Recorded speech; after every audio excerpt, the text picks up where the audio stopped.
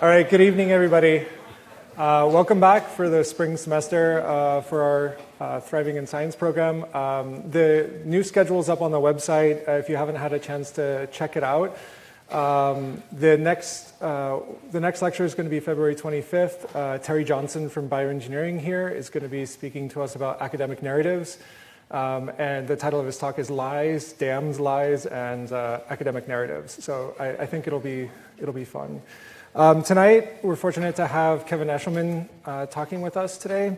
Kevin is an organizational psychologist who is devoted to understanding people and the workplace since 2006. His professional goals are to improve the functioning of organizations by protecting and building their most valuable resource, their employees. Dr. Eshleman is an active researcher, teacher, and consultant in which his efforts incorporate psychological theory and the scientific method to describe and predict employee behavior. His primary areas of interest include job stress, vacations, and job performance. On a side note, I should say everybody here or has been encouraged, at least, to take an anonymous survey that we've been using to evaluate this program. That the second wave of that survey was sent out with this lecture announcement, and you'll be receiving a reminder if you haven't taken it. I really encourage you guys to take that survey. Kevin's actually my collaborator on that survey. He's helped design the survey to try to figure out if this is actually doing anything positive for the campus. So if you do have a chance, please take it, and there is a $20 gift card to Yali's that we're raffling off. So please do that. But with that, I'd like to introduce Kevin, and he's going to talk today about how to recover from work stress. So, Kevin.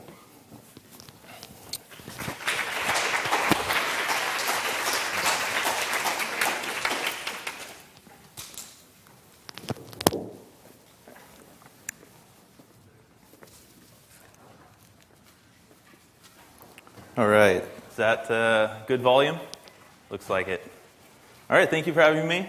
It's fun to be more on the front side of this project. You might have seen those surveys pouncing around, and my role that I've seen in this project is really to be more of a voice for all of you, to try to be your collective voice. And so I really appreciate the participation that you've shown in those surveys, and also the honesty and willingness to give us recommendations of how to improve the program. And I'm going to continue to try to do my best job to relay that information to the people running this program, and hopefully we can continue to improve. I think it's a learning process for us all.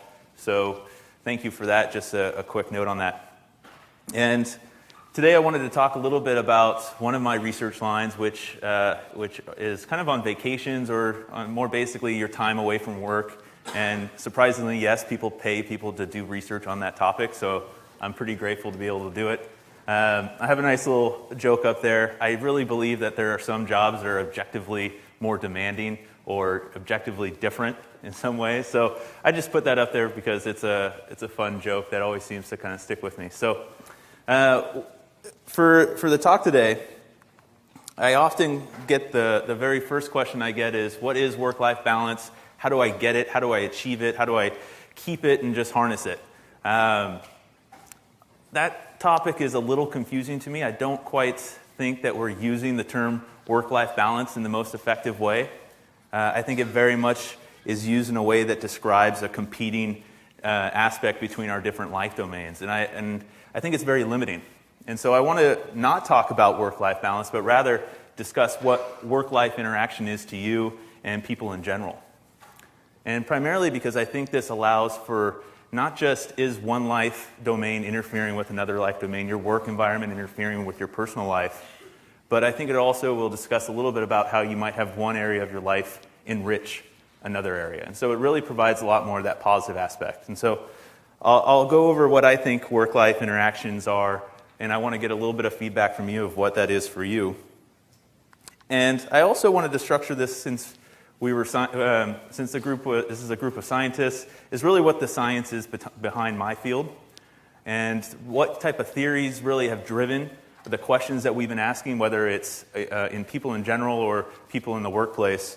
I'll go into more detail about what our method is and how that's evolved a little bit, and then also what our status is in terms of my field, what we know, and really what maybe some basic tips are that we might be able to extract from it. But I also want to talk a little bit about what I think in terms of my research in my lab, what I think we don't know, and really what direction that I'll be taking the research in the next few years in my projects. I'll give you an empirical example of the most recent work that I've been doing, and that focuses on the creative activities that people do in their free time, and whether or not that's actually helpful in terms of coming back to work and performing or feeling more energized, or if it's not helpful for certain groups. And I wouldn't be an applied psychologist if I didn't actually want to take my ideas and put them into action and see what happened. So we'll engage in a nice recovery experience exercise at the end of it where we try to have some experiences of detachment and also relaxation. And that's just some fancy psychology terms of let's kick back, drink some beer, and have a chat after all this. So in terms of this work-life interaction that I'm talking about, there's really been 3 different types of ways that work and life have really interplayed and shown up in our research. And you might be able to resonate with each of these, and I want you to think about which one you resonate most with. I'm going to get a show of hands in a little bit. The first one is spillover, and I think many of you can think of this one very quickly. It might have been if you were trying to think of how, if you had a bad day at work, how it affects your personal life, if you can just shake it off, or if it actually spills over and has a more long-lasting effect. So spillover is when you've had a bad day or a rough day, and then in your own personal life, it still affects that area of your life. Maybe somebody belittled you in your research lab, or your colleague, or your supervisor, and then you went and transferred that over to your partnership or your friends, and you made some harsh remarks with them. It can also be the reverse. So maybe you had a very positive experience at work. Maybe you had a manuscript accepted, and you wanted to celebrate, and you're having a great time, and all of a sudden, you're now more caring and friendly to your partner or friend or your friend. And so there's this positive spillover, or it can either be, it's really a positive relationship. As a positive aspect happens in one area, it will correspond with a positive experience in the other. Or it might be the reverse. A negative thing leads to a transference of a negative effect in your other life domain. So there's a positive relationship there. The other one is segmentation. And for most of my career, especially in graduate school, I think I fell in this category. And this is where you're very good at compartmentalizing your life.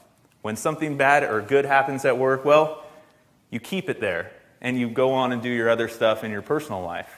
I think I did this maybe, I don't know if it's a good or a bad thing, but I very much did it in graduate school. Now I think I might fall a little bit more into the spillover category. But just in general tendencies, I'm very good at segmenting my life. I almost have 2 personalities when it comes to my work and my personal life. So this would be described as a no relationship. This third one, I think, it doesn't come to mind as quickly for people. And it's this compensation model. And this is where if something's going poorly at work, it's not that it will go poorly, things in your personal life or your quality of your personal life go down. You actually find ways to compensate and actually have a very high level of quality life in your other life domains. And so this is characterized by a negative relationship. As one aspect goes up, the other aspect goes down. Or as one aspect's low, the other one's high. I think a good example of this that I come across a lot is my friends or people that I've known closely, they'll have rough days at work, and they don't get really bummed out about it. When they come home, they go shopping online and just start buying all these good things. And all of a sudden now they have a new bicycle, they can ride through the city. Or it might be another example where you really just don't enjoy your job very much, and that's been long-standing, you're just not very happy with it. And as a result, you go on better vacations, you go on them more often, and you go on them for longer periods to exotic places of the world. I think a common thing in the city is most people, if after rough days, they're like, let's go out, have some drinks, and go to a fancy dinner. And so I get those calls all the time from my friends, let's go have a fancy dinner after a rough time at work. So just a show of hands, I want to get an idea of, in general, I think you might fall into different categories on different days, but your general tendency, which one of the 3 would you fall into?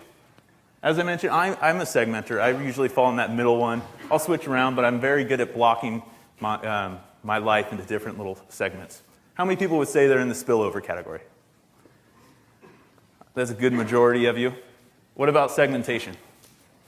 Smaller number by far, and compensation, about the same as segmentation. Well, a study by one of my colleagues, Tim Judge, who's over at Notre Dame now, he did a study on this topic. His idea was that we don't fall into just one of these. We don't just fall into this spillover category, which really kind of dominated our field. We really have differences between people. And what he found was about 68%, it really models after what we just saw here. Around 2/3 of the people tend to have this spillover effect. And the rest of us seem to fall in between segmentation and compensation. The numbers don't really mean so much, but the fact is that there are individual differences of how our life domains interact. And that's something that I think is really important as we try to understand how do we better ourselves in terms of our work and our non-work life. So to really start to test our ideas and our theories out in terms of how we might be able to improve our personal life or our work life and that overall work-life interaction, our theories really focus on the idea of resources. And these are resources, whether they're tangible or intangible: money, a house, a car, respect, support from your friends, esteem that you receive. And we're constantly, within our main theory, we're constantly striving to obtain, protect, and acquire different resources. It's almost this flow and exchange of resources that you're constantly battling, where you have resources coming in and resources going out. And within this theory, when you apply it to the work environment, regardless of whether you have the most meaningful job, the most enjoyable job, it is always going to be taxing you in some way and draining some form of resource. It's your job, in order to feel more recovered, which by that I mean more energized or rejuvenated, that you need to figure out ways in your personal life to either block off that resource drain, or you need to find other ways to kind of compensate it and build it back up. And so this is our general theory that we use. There's much more information on it, but I wanted to give you an idea of what's kind of guiding our questions when we look at stress in the workplace, or really how people recover from work. Now, to really tap into these resources, the general approach, at least in the old way, the old approach in organizations, if you've been working, or maybe you've had this here at Berkeley, is that they would do a survey, whether it's on the phone or in focus groups or with a multiple choice questionnaire. They would survey what your attitudes are and your feelings towards the work environment over the past month, 6 months, a year, long-term time frame. Usually these would be annual assessments, quarterly assessments, and this is good for some purposes. If companies are trying to get a better understanding of how satisfied you are just with the job in general, that can be helpful information, or how satisfied you are with leadership. But if you want to understand the emotions that people are experiencing in the workplace and trying to understand when people are at their best, this is not the best approach. The problem there is that it relies on memory, which we know that is very flawed. If you ask people how they felt at work over the past 6 months or a year, they're going to remember a few of the most severe incidents, most intense incidents, and the most recent ones. And so you're automatically just blocking out bits of the past. It also generally captures your beliefs. So you'll be asked, how did you feel over work the last 6 months? And really you're capturing how you think you felt about work over the last 6 months. And so there's been a shift in my field, and where we're now going more with this experience sampling approach. And what we do here is we try to assess an experience when it happens and repeatedly over a short period of time. The advantage here is that we're trying to assess and capture those resources that are coming in and going. The reason for that is they're very fleeting. Things like emotions, they just don't last very long. And also, we're trying to predict when you are at your best, when you are thriving, when you are in states of what they call flow, when words of a manuscript are just coming out of you really easily, or you're in a brainstorming workshop or a lab meeting and you come up with great ideas. We're trying to predict those momentary things, and those come and go very quickly, and as a result, we need to try to capture them over the short term. And so now we've shifted towards this experience sampling approach, in which we're trying to measure those really valuable experiences that provide you resources that are essential for your well-being. And over the last about 10 to 15 years, there have been 4 different types of experiences that consistently show up as being valuable for people to recover in a wide range of occupations.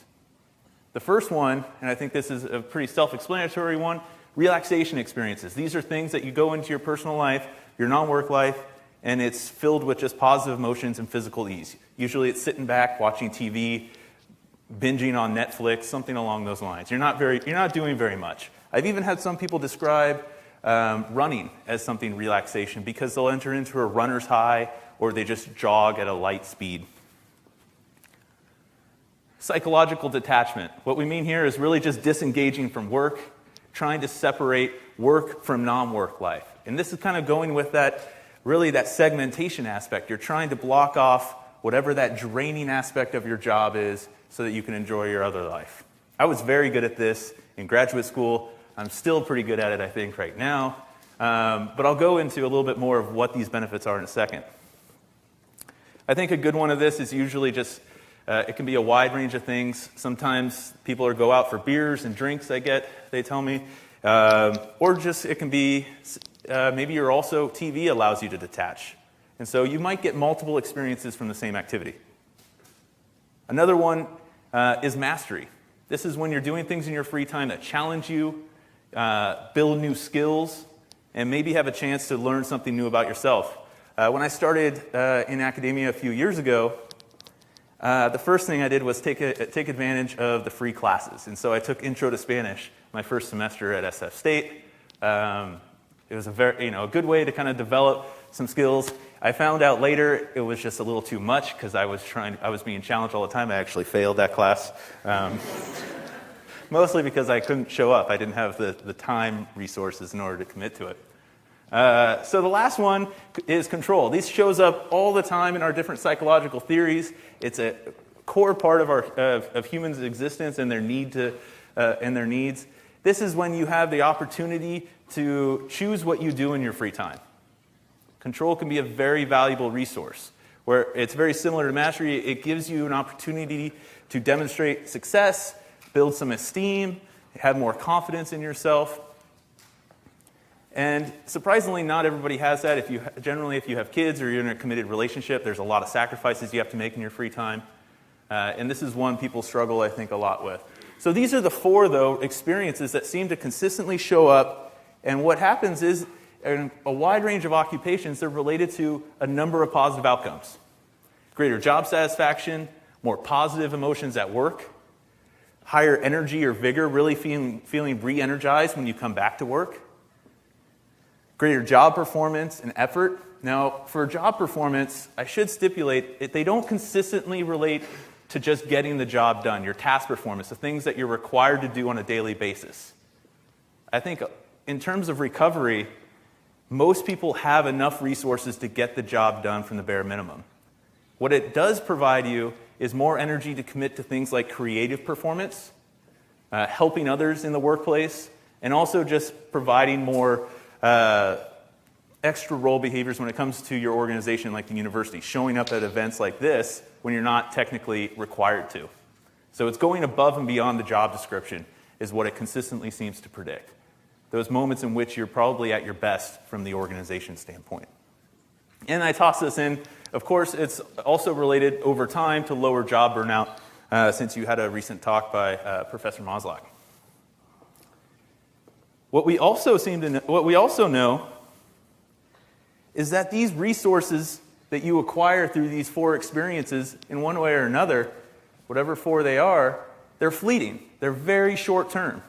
Emotions that you take in or other forms of esteem, they don't last very long. When we study your weekends, usually by Monday, you have a positive effect. Tuesday, it starts to get a little lower. By the time you hit Wednesday, the effects of the weekend are gone. And I think you can all relate. Usually by Wednesday, you're itching and wondering, when's my next day off? What am I going to do with it? I need it. I need more energy. I need to do something. Longer vacations of 2 weeks, 1 month, or maybe if you're on the Western European model, 6 weeks to 2 months of vacation, which I recommend.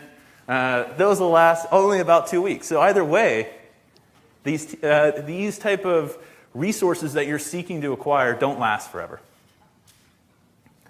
And so what are some potential tips of this overall research? Well, as they're fleeting, the first one is repeat. It's similar to your physical exercise. If you're trying to get into physical shape, you want to be in psychological shape, they need to be repeated and they need to be done continuously because the effects just don't last. Another more tangible tip that I can give you is when work seems to pile up while you're on your vacation or your time away. So this is usually when you've come back from vacation and people have put in 2 or 3 or 10 requests for your efforts, whether it's your advisor while you're on vacation keeps pinging you on emails, or maybe it's on the weekend at 2 in the morning, all of a sudden they're pinging. I do this myself to my students. I'm horrible at it. I don't follow my own recommendation. But it actually can counteract a vacation completely. And so what a lot of organizations are doing, and these are things that I highly recommend to companies, is that when employees come back from vacation, they have a mandatory 1 or 2 days blocked off in their schedule so that they can reacclimate into the work environment. Meaning that they're checking their emails that day, reconnecting with their collaborators, and really easing them back into the work environment so that the positive effects of vacation can actually last a little bit longer. This next one, which I actually think is something that I've learned to do as I've progressed in my career, is the value of positive work reflection. As I mentioned, I was very good at segmenting my life, not thinking about work when I left by the end of it.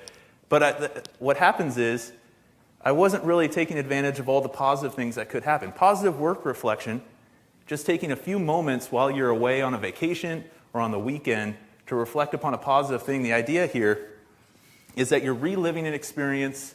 It allows for more positive emotions, and as a result, it can allow you to grow in the workplace. What I think it really does is it really is helping you develop a skill that allows you to have positive things spill over between life domains. It's really kind of connecting that, really kind of allowing that mental highway to get a little more work, and you develop that skill to where when positive things happen, it can now transfer over into a different life domain and really enrich your overall quality of life. So just doing a minor positive reflection can have a huge effect in terms of the effectiveness of those 4 recovery strategies. Another thing that I think is really important to note is there could be too much of a good thing. And I'm kicking myself as I think back in grad school and most of my early career of how much I tried to detach when I was away. Too much detachment actually can have a negative effect on your job performance. I remember when I used to, or when I still do this, when I'm writing a manuscript, if I take 2 or 3 days off and I completely forget, maybe I had friends in town and I really just disappeared from my work, and I try to go back to that manuscript on Monday or Tuesday, it would take me half a day or a whole day to really get back to where I was mentally. And so it really challenges you to re-engage into the work environment. And so I'm not actually a huge proponent of detachment. I actually think moderate amounts of it are good. And really, if you're going to have that thought about work, try to relive a positive experience. Now, in terms of what we don't know, at least from my perspective, this is what drives my research recently. I think one of the things that we are really trying to answer and provide answers to organizations is what non-work activities provide the greatest recovery? Which activities provide us the most resources? Because I usually get that question first of whether I'm in a research talk or I'm sitting in a restaurant or a bar. People ask me, what's one tip you can give me to where I can like my job more? And I never really have an answer. So that's been what I've been always trying to answer is what is some universal or what's the best activities? The other one is, does the type of occupation matter? I personally enjoy working with very career-driven, motivated workers that want to figure out what can they do in their free time to allow them to come back and even be better at it. It's what's led me to working with the Air Force. It's what's led me to working with a lot of the companies that I do in my free time now. And so when I focus on these questions, and when we first started focusing on these, one of the things that came to mind through focus groups or talking with friends and many people in general is, what about the creative things or the creative activities you do in your free time? When people would describe what they would do in their free time, it seemed like their eyes would light up when they talk about their creative endeavors. And that could be things from playing the guitar. For me, I personally like to cook, and I don't follow a recipe usually. I usually kind of go off the whim and try to create new variations of my dinner. I sometimes do arts and crafts. They don't always look good, but I try. And so that's my outlet. And so I started to want to explore that. Creativity has also been used in other forms of psychology, a lot with depression or those with suicide ideations. Art therapy has been a big part of it, but it hadn't been applied in organizations. But organizations usually, most organizations that are most resilient thrive or really rely on creativity to be successful. And so it makes sense that their workers would also require that level of creativity as well. And so in terms of what I mean by creativity, I started to scour the research. There's quite a few definitions out there. And before my research field really started, creativity was viewed as a personality characteristic. You're either a creative person or you're not. Now it's viewed more as you develop something, you make a product. And not only do you make something, it needs to be useful. And it's useful and unique. But I try to just describe creativity rather than define it, because I think it will demonstrate how many resources that it can provide.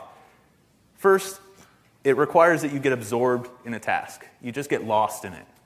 Whether you're doing creative writing or you're cooking, if you're doing something creative, it really requires almost all of you, all of yourself to be put into it. It's associated with positive emotions. And sometimes it could be positive emotions allow you to be more creative. So the idea is if you're experiencing positive emotions, you have this broadened perspective that allows you to see more options. But in addition, by making something and seeing the completion from start to finish, that provides you with a lot of positive emotions in and of itself. And some people question this of, when I have a breakup, I write about the breakup and write a song about it or a poetry about it, or I do a creative writing piece about it, and it's very sad and dark. And what I think that really is describing is that creativity is, it can be in those dark moments, but it's very much a cathartic release of negative emotions to allow those positive things in. It also involves a sense of freedom from external constraints. And that means you don't have people telling you how to do it, what to do, and when to do it. You very much have control over all the decisions that you're making because you are making something unique. It makes sense that other people or society shouldn't be telling you exactly how to do it. And so it very much gives you a sense of control here. And then it's associated with knowledge, skills, and abilities in whatever domain that you're doing it. You need to have a base level of functioning or a base level of skill in order to be creative. If I didn't know how an oven worked, I probably couldn't bake pies and cakes in a creative manner. But it also allows you, as you start to figure out what's going to be new and useful, creating an actual product, you're going to be developing your skills and abilities along the way. And the last one, which I think is really the essence of it, is that it involves new cognitive pathways. It's really seeing the world in a different light. It's this shift in how you see the world. And it's very much an intrinsic factor. You're doing it to learn about the world and learn about yourself. You're not doing it for extrinsic rewards. It's very much within the person. And so looking at these, what creativity are described as, you can see that there's quite a few of those recovery experiences that I listed. A sense of control, a sense of positive emotion, maybe a relaxation that I described, a sense of mastery, and maybe even some other things that involved this shift in perspective. And so in our first study that we completed, we had several samples in it. It recently was published last year. What we wanted to look at was if you're doing non-work creative activities in your free time, what type of resources are they associated with, and are they related to your performance in the work environment? And we had multiple samples. We had people in a wide range of occupations. And then our other sample that we did in an organization was with Air Force captains, highly educated people, very motivated, Everybody had at least a master's degree in our samples. And what we found was these creative activities are strongly related with mastery, control, and also positively related with those relaxation or positive emotions. It also provided people a sense that they were exploring new aspects of themselves.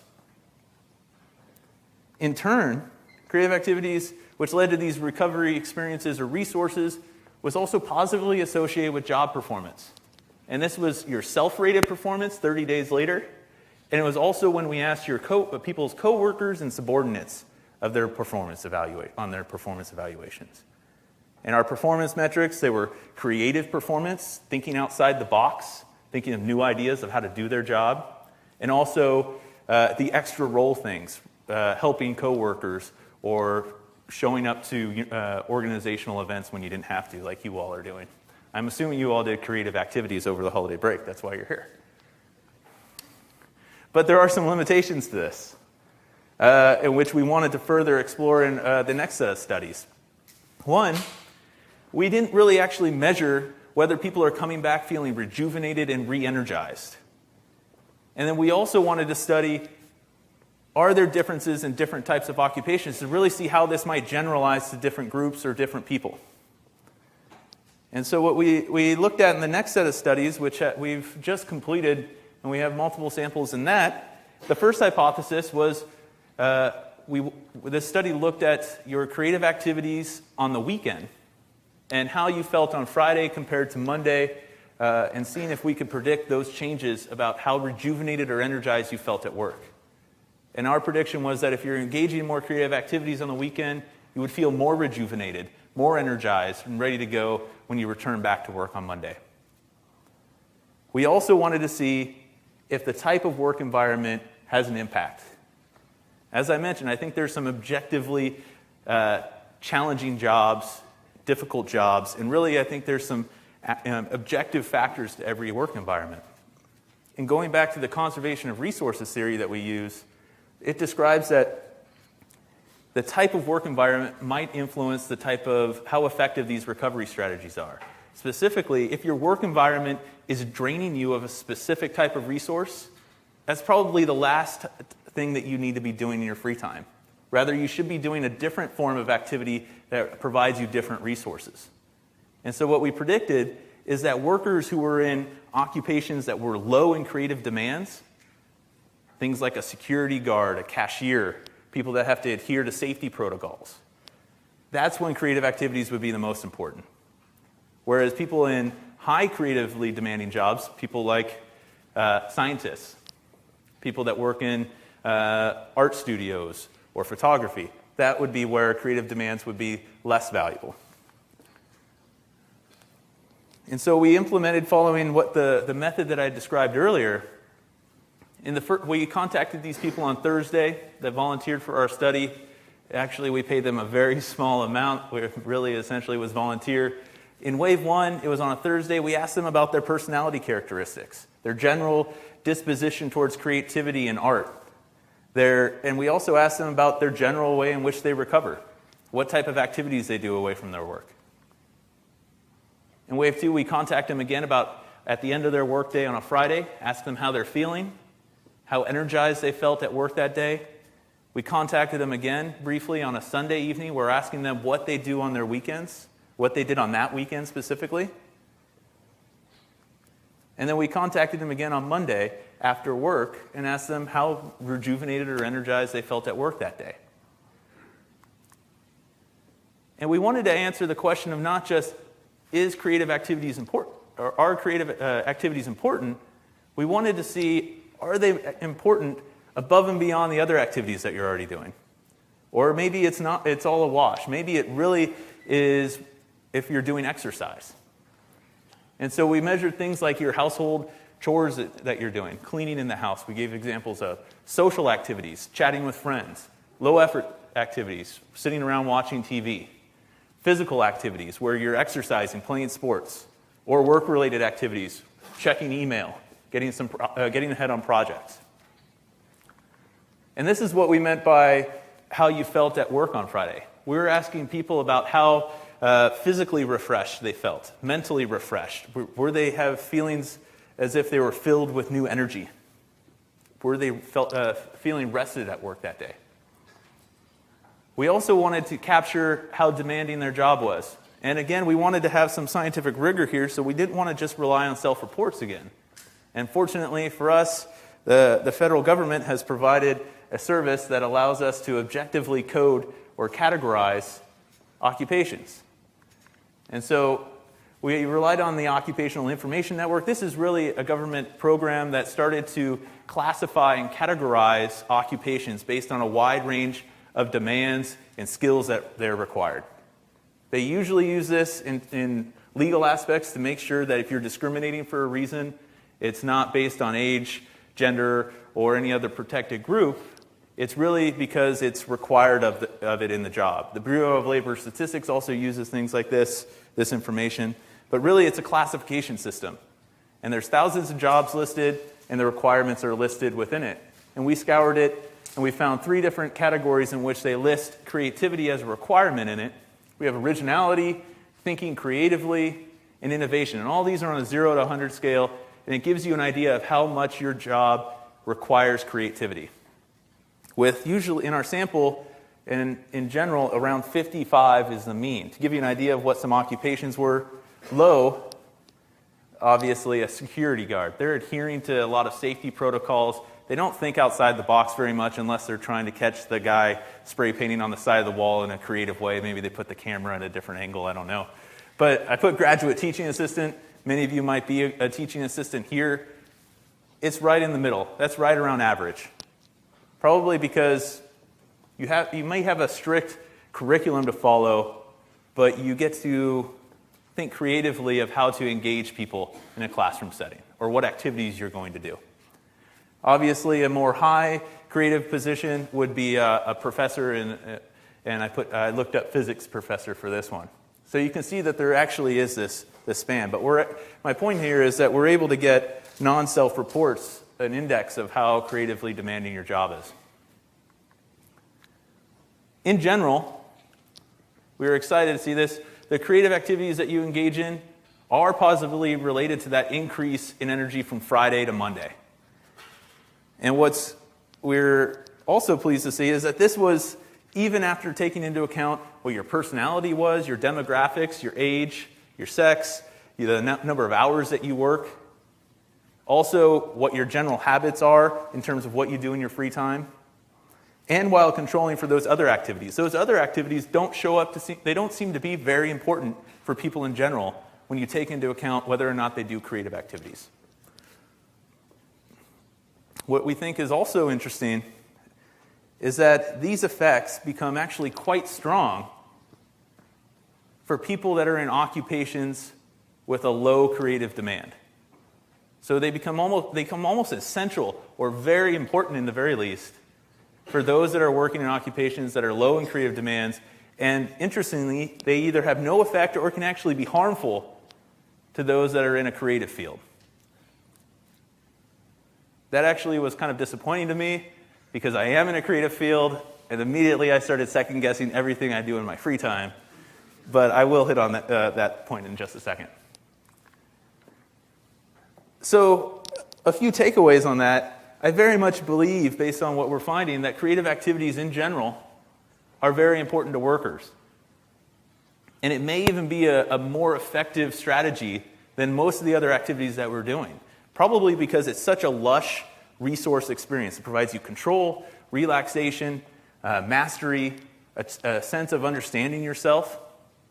And I think a lot of organizations, even though they haven't seen my research on this probably, because it's pretty new and not well read probably either, but many organizations are implementing this. And for example, when I was working with the military, we would have things like a chili cook-off contest. And I think they implemented it just so we could get together and chat and have a good time. But what it was is we would all bring in, or a good portion of us would bring in our chili or our baked goods, and then we'd rate who had the most inventive recipe, the most creative or visual display. And it really started to promote people to bring in their creative food endeavors. I've seen this in other companies in the Bay Area where for example, this is not in the Bay Area, but Zappos, the online company that sold shoes, now sells everything online. They encourage their employees to bring their creative works into the work environment to decorate the offices and the space around. If you walk through the Mission in San Francisco, you'll look into a lot of the startups and you see people with all the walls painted. And I'll go in and I'll ask who did that. It's sometimes even their workers. Not always, but sometimes it is. And so many organizations are encouraging their employees to bring their creative endeavors into the work environment. And that's one way that companies are starting to really kind of take advantage of these type of activities that they do in their free time. One of the tips that I give companies, or I would recommend to companies, is that I think whether it's creative activities or a different form of recovery, it's very essential that the company is not overstepping their bounds and interfering with that intrinsic aspect to what makes these activities so valuable. People should be doing these things for themselves, and so it makes it actually very challenging. How do you get workers to do the correct things or the best things for the company's interests during their free time without the company coming across as if they're trying to control or manipulate the worker? It's a very challenging problem to have. Most organizations that are trying to get around that provide some form of educational materials or workshops or training exercises of how to become better at your job and also how to maybe advance in your career and become happier. Another takeaway is I very much think it's essential that you match the recovery strategy to the type of demands that you have in the work environment. And that goes to the hypothesis 2 finding that we found in our work. And it's not that I think that creative activities are horrible for those in creative fields. There's very much day-to-day fluctuations, week-to-week fluctuations in our occupations. And so you very much need to be aware about how your job is taxing you and wearing you down in terms of what resources it's taking away and which ones that you need to refuel and seek out. And so I personally recommend creative activities, but when I am in my job, a very creative job, there's weeks or days that I spend grading or doing academic advising. In all of those instances, I'm following a rubric, I'm just checking boxes, or I'm grading papers. That's not a very creative activity.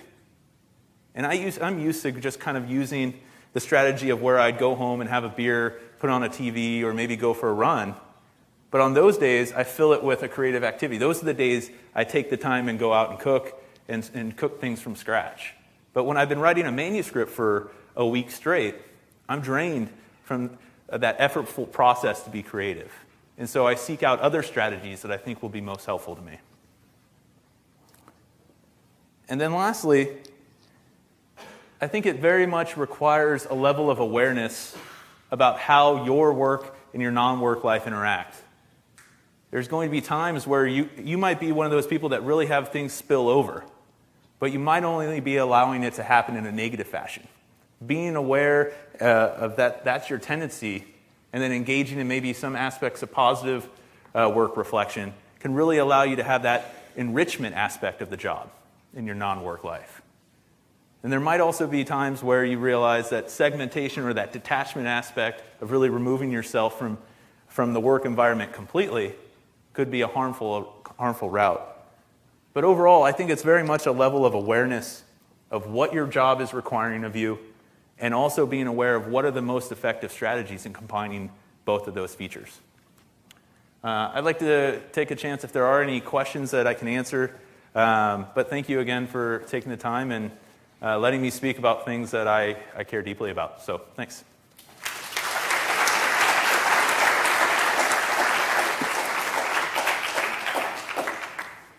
Not all of you at once, it's okay.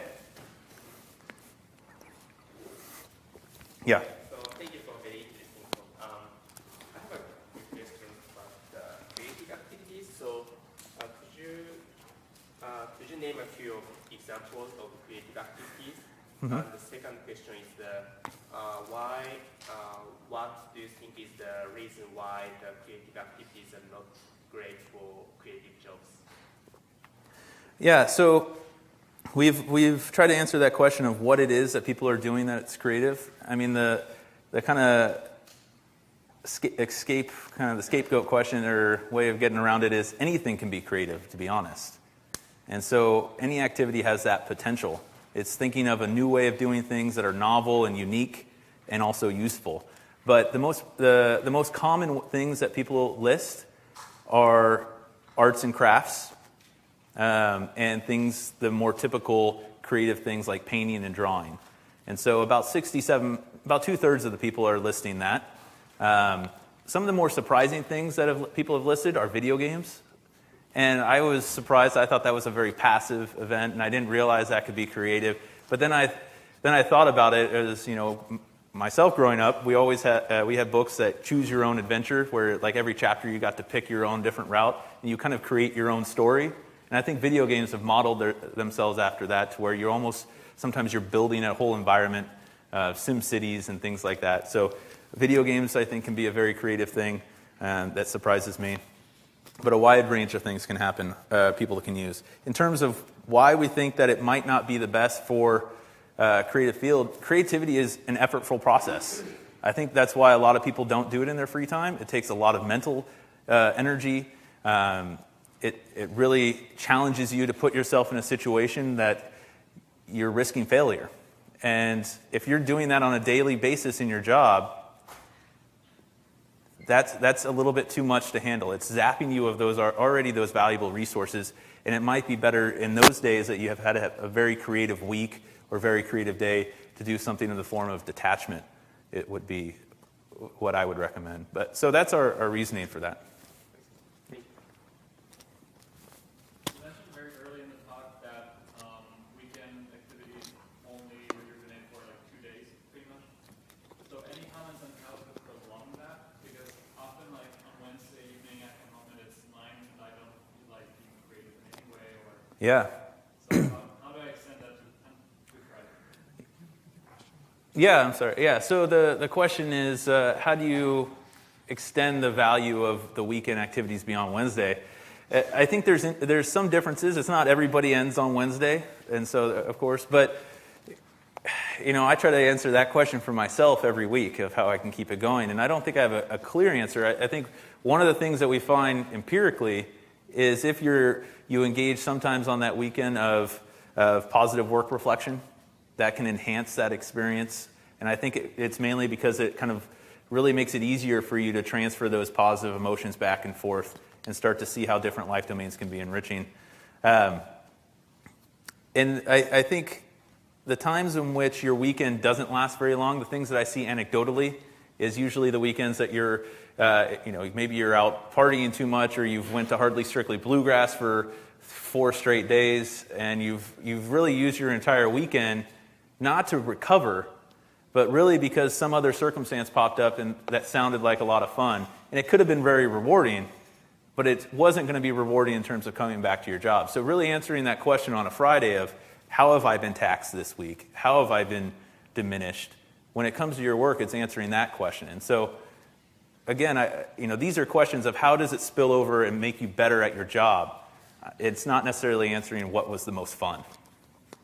Hey, Kevin, along those lines, what about on the weekend? Or what about in the evenings, for example?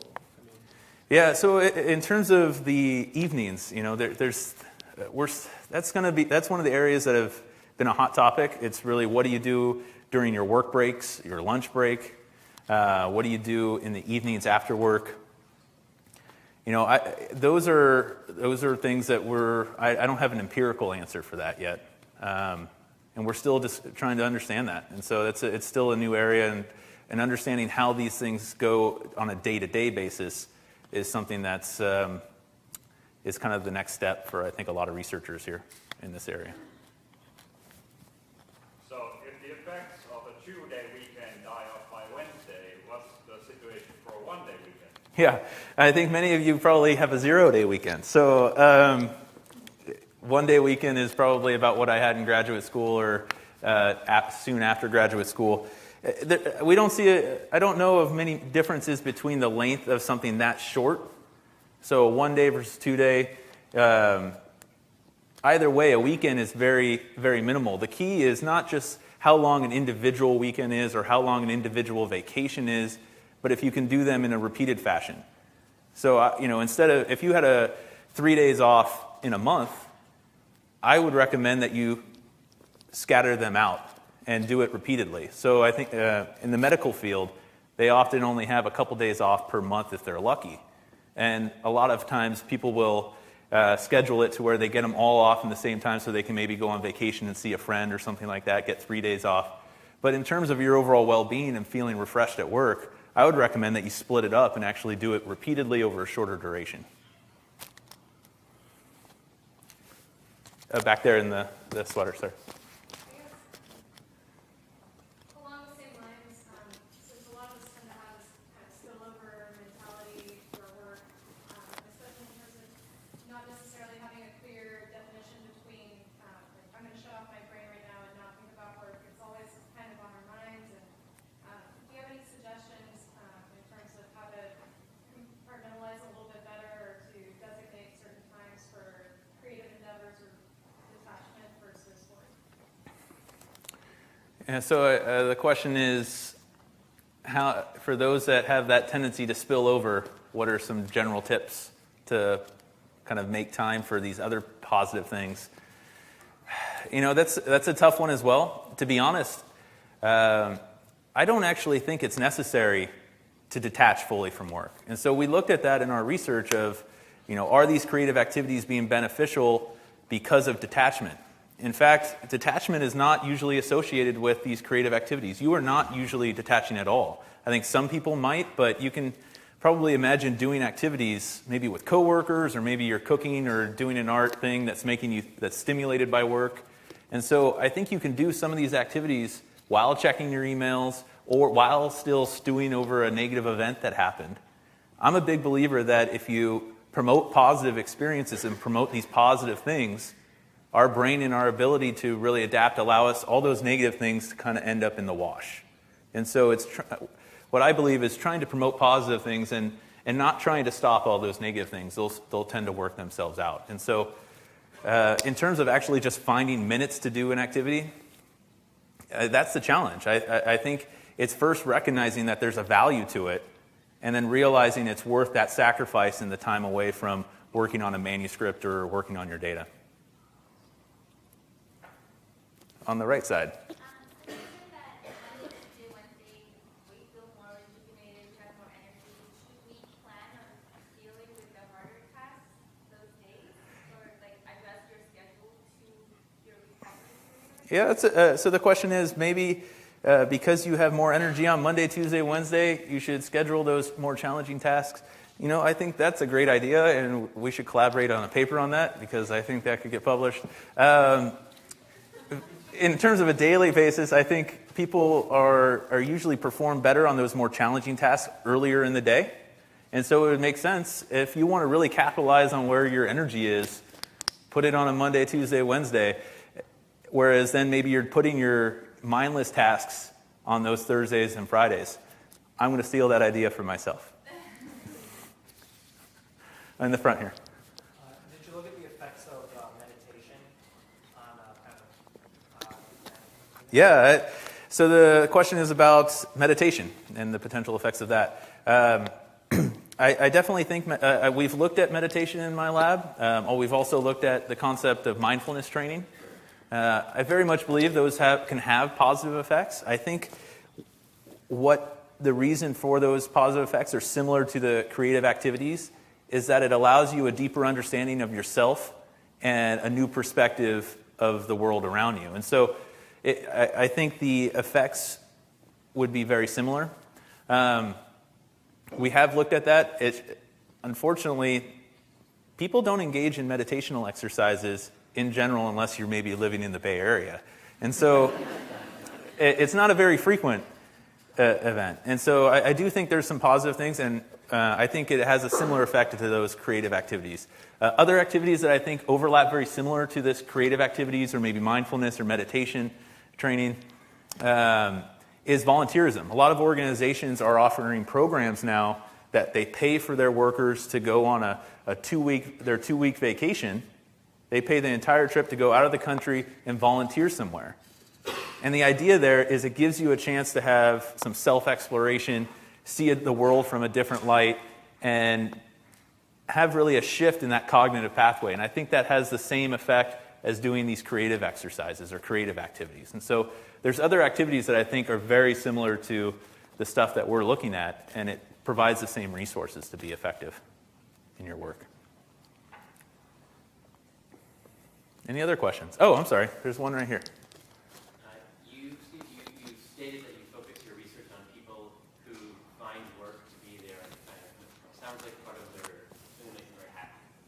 Have you tried to separate out, or has the literature talked about separating out the effect on your work that this process that you're describing has, versus maybe on your happiness that this process has? Being creative might make you happy, and to make you better at your work. Well, certainly for someone for whom work and happiness are the same thing. But what if they're not? Yeah, so the question is, what about people that work is not, that doesn't make them happy versus compared to samples of people that work does make them happy? Just to clarify, I'm not sure, it's not that my interest is, or a lot of my research focuses on people that work makes them happy. I focus on people that work is a very core part of their identity. And as a result, that tends to be a lot of the unhappy people out there, because they very much have invested so much into this part of their life that they have very little control over a lot of times. But to speak about that is, I very much think that these effects could be different a little bit for people that really extract a lot of meaning from their work. It's a different challenging process. To me, if you're going to focus on those groups, I still think the creative activities are a valuable thing. I think it could be more of what's going on in your environment rather than just the individual. And so that's what we're starting to find in this research, that creative activities could be more, it's not really the personality characteristics that are driving it. It's more the interplay between the demands of your work environment and the strategy that you choose. That first study that we looked at the job performance, the first sample was wide range of occupations, but then the second sample really focused on, I think, people similar to you all, of very driven, career motivated, wanted to find a way that they could be better at their job in terms of when they leave to come back better performers. And so they weren't necessarily very satisfied with what they're doing, but we're still finding effects for them. Probably didn't answer your question exactly there, but I tried. Back there. Define what the different resources are that you think people are trying to conserve. Yeah. I mean, it sounds like creativity is maybe one, and I'm sure like physical resources, but do you have a definition? Yeah, so the question is, what are the type of resources that are actually important that you're trying to acquire? And one is positive emotions. That's part of that relaxation aspect. The resources that are associated with mastery are really esteem or self-efficacy. And self-efficacy is the belief that you have the ability to be successful. And that's the same with control. And control could be argued as a resource in and of itself, but it's really providing you greater esteem, greater belief that you are going to be successful, and those positive emotions in general. I also think something that isn't really fit within our current model of recovery is aspects of really self-exploration. And I think that anything that where you're learning more about who you are as a person, that's a resource in and of itself. It's a better sense of self-identity, a better sense of self-awareness. And so it's obtaining those resources are really what's important. So an example you gave where someone went and had a great party and they had a lot of fun, but they weren't recovered for work, right? Mm-hmm. What was the resource there that they didn't actually conserve? Yeah, they really didn't have a chance to. It wasn't just the resources that they acquired. In that sense, they really just zapped themselves physically. And they were able to block off work and do their own thing, but they didn't spend time, when we chatted about it more, they didn't spend time really taking it easy, reflecting upon their work, I don't know what exact resources that they didn't get, but they didn't take the time to actually ask the question, what it is that I need. And so it's not just getting all of these resources, it's getting the right ones at the right time. And so it's very much this continuous evaluation that you need to be doing. And as it got brought up with meditation, I think that that's an activity that really provides you that level of awareness so you can recognize. It's very much a skill that you need to continuously develop by asking yourself what it is that I need right now, and then putting it into action. So it's not what resources you have or don't have. It's really what you need at that particular moment. Okay, it's 7 o'clock.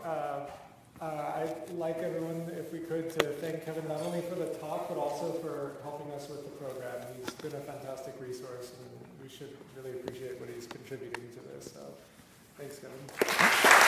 Thank you.